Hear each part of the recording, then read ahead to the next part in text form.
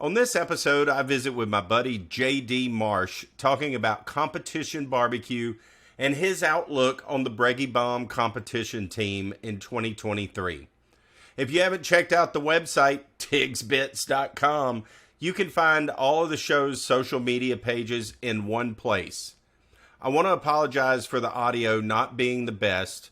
The recording software did not capture JD correctly, as he sounded just fine in my earbuds. But look, that's just technology sometimes, and this show was way too interesting to not share. So let's just jump right into it.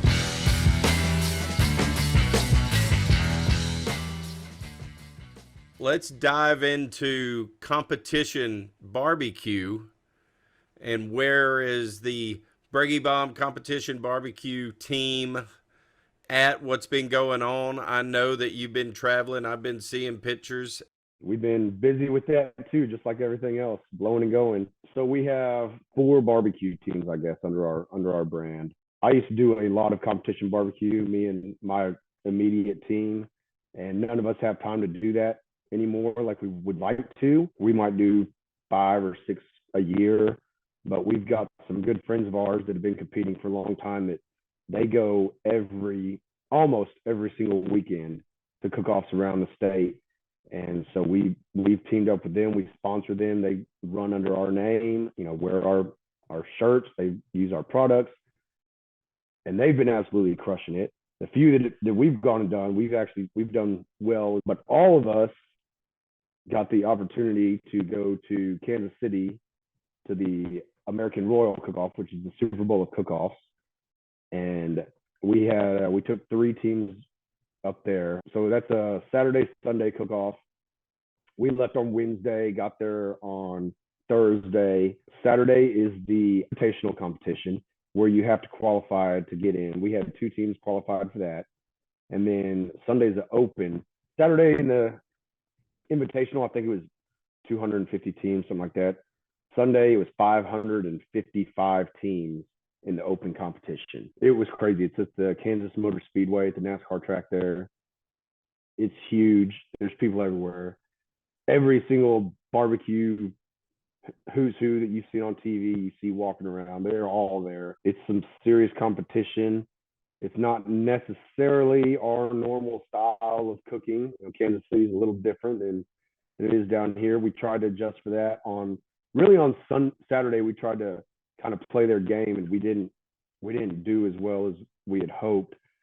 And so Sunday we kind of went back to the basics, and we ended up lucky enough to get to go up the stage twice. We took 3rd place in turkey and 13th place in ribs. That's pretty dadgum good, man. Pork butt, not ribs. I'm sorry, it's pork butt. Still, dadgum, that's good. I mean, Yeah. that's the, like, as you say, it's the Super Bowl of barbecue. And anybody who knows anything about barbecue, if you've watched those TV shows, what was it, Barbecue Guys or something like that? There's Pit Masters and Myron Mixon and all those cats. I mean, this is what those shows. This is where those competitions led to. That's right. To that event. So, man, it's an honor, I would think, to finish in the top 25. If you get your name called and I think they called the top 20 or the top 25, I can't remember what it was in each category. If you get your name called once, you've had a good weekend. And we were fortunate enough to get our name called twice, and we were real close on a few others so they have a sides competition, and they do potato, vegetable, sausage, turkey, dessert. I'm missing something. But anyway, we did really well in all of those except for sausage. We did not do very good in sausage. But I think we were 14th overall because they combine all those scores like they do a grand champion for the barbecue. And I think we were 14th overall in the sides competition. So that's really good. Yeah. And that 3rd place turkey, we did not expect that. We felt like we had a good plan going in on all of our turn-ins. We had no clue on turkey, what we were going to do. That's the only one where they provide you with the meat. They give you a turkey breast, a boneless turkey breast, and you do what you want with it. We had absolutely zero plans. Me and one of my partners, Alex Wilson, kind of that morning or the night before, kind of talked about it and came up with a rough plan. And we got up that morning and went to the grocery store and bought a few things and threw this deal together. And we were in a bit of shock when it got down to the top three, and we were not expecting. We're like, well, if they hadn't called us by now, they're not going to call us. And they called us, and I mean, beers went flying in the air. Oh, I bet. It was pretty fun. It was pretty fun. That must have been some really freaking good turkey, man. Yeah, so we did. We got like a loaf of French bread, and made little crostini, and cooked that turkey breast. We got a cream cheese and spinach, and made a little smear to go on it. And then the turkey breast, then some. And we we just threw it together. One of our guys had some pickled red onions. We're like, hey, we'll throw some of those on there. We put that on there. Just throws it together, he says. Just throws it together. Okay. 100%. We threw that together. I mean, we were just looking around the tray like, what else do we have that we could throw on this? Yeah, this is a group of freaking professionals just throwing it together. It came together pretty nicely. After we put it all together, we hadn't even really tried it. We were rushing, had to get it in the tray, get it turned in. So once we got it turned in, we made a few more, took a bite of it. We said, I think we might have something here. This is actually pretty damn good. Right? Surprised ourselves. Hey, you never know what's going to happen. So That's right. So Kansas City, did y'all the trail moved on from there? So like I said, we got guys cooking every weekend just about, and I mean they're winning grand champions and reserve grand champions. Almost every weekend, one of our guys is winning something. This past weekend, me and my guys actually went and cooked, and we ended up third place in chicken, fourth place in brisket, which is pretty damn good. Yeah. And then our other guys, they were at a separate cook-off. One of them was grand champion, one of them was reserve grand champion, and one of them was second place brisket. So it was a good weekend on the barbecue trail for the Breggy Bomb team. And, cook-offs are funny. That one we were at this weekend, we thought our ribs were probably our best turn in of the day, and they ended up numbers wise being our worst turn in. I was not happy with my brisket. We got it on a little later than we expected. It cooked a little slower than we expected. We didn't get to rest it as long as we would like. I felt like it was a little tight when I turned it in, so I wasn't happy with it. And we get a fourth place brisket. So who knows, man? It seems like that happens a lot. When you're really happy with something, a lot of times you don't get your name called, and you're like, what went wrong there? Right. And then when you taste something, you're like, oh, this ain't where I want it to be. Then you end up winning. Yeah, it doesn't make a lick of sense. It really doesn't. But I mean, that's the way it is. Even if you're cooking around for friends, Yeah, I can't tell you how many times just at the house having a party or something, I've cooked a brisket and been just totally distraught with myself how bad I thought it was, how terrible it came out, and people tear it up and that's the best brisket I ever ate. Like that's garbage. At competitions and even at the house, I don't ever cook anything that barbecue wise. I don't ever eat anything that I cook. When I cook a brisket or something, even at competition, I won't even taste it before I turn it. I'll let my other guys taste it, but I don't even taste it. No, And even if I cook at the house, why? I don't know. I don't know. I don't. You think you're going to jinx it? That's interesting. This is a whole nother podcast, JD. Dive into the psychological reasons of this. And I've talked to a lot of guys that are like that. But even at the house, if I cook a brisket or ribs or something, just for Amber and the kids and myself, I'll cook it all day and I won't eat it. I'll eat a sandwich or something for supper. They can eat that. I love eating. I love going and eating other people's barbecue. But when I cook it all day, I just want no part of it. Well, I mean, I could see that. I think that makes sense. That makes sense. That if you're cooking it all the time, there may be other things that you'd rather eat than that. But I don't know how you don't taste it, what you're going to turn in, because that blows my mind. Never, ever. Like I said, I'll get my other guys that I cook with to taste it, but I never, ever, ever taste it. Well, I mean, at that point in time, I guess I'm looking at it, devil's advocate being you for a second. I mean, what can you do about it? Yeah. I know when I cut it, if it's where I want it to be. Right. I understand that. I know my flavors aren't going to change much. I do the same thing pretty much all the time. So when I cut it, I know if it's a success or not when I cut it. You can tell a brisket by the bark and by how you're cutting it. You already know what they taste like. Yeah, that makes sense to me, JD. That makes sense to me. they had a potato competition. You could do whatever you wanted with potatoes. And I'm not a sweet potato guy. I like regular potatoes. I'm not huge on sweet potatoes. But I found a recipe and started playing with it, kind of, added some stuff to it and did a little sweet potato fried pie. And it tasted like pumpkin pie, and it was similar to a sweet potato casserole, but in a hand pie. Oh Lord. Oh, I've got it. That I'm kind of speechless. I mean, It was super easy and delicious. Did you see the whole hog we did? no, I did Yeah, not. we did a cook off. It was fins, feather, and fur. You had to cook one of each. For the fins, we did a stuffed flounder. For the feather, we did jalapeno poppers with quail in them, and then for the fur, we did a whole hog, and it came out pretty damn good. Oh man, everything you said was amazing. Quail poppers Oh, just the quail poppers were awesome. kind of got me in my feels. I'm not gonna Yeah, lie. I felt something when you they said were that. awesome. Picking back up where we left off, we've rolled out of Kansas City. The boys are winning everywhere. Yeah, we've already qualified two, maybe three after this weekend.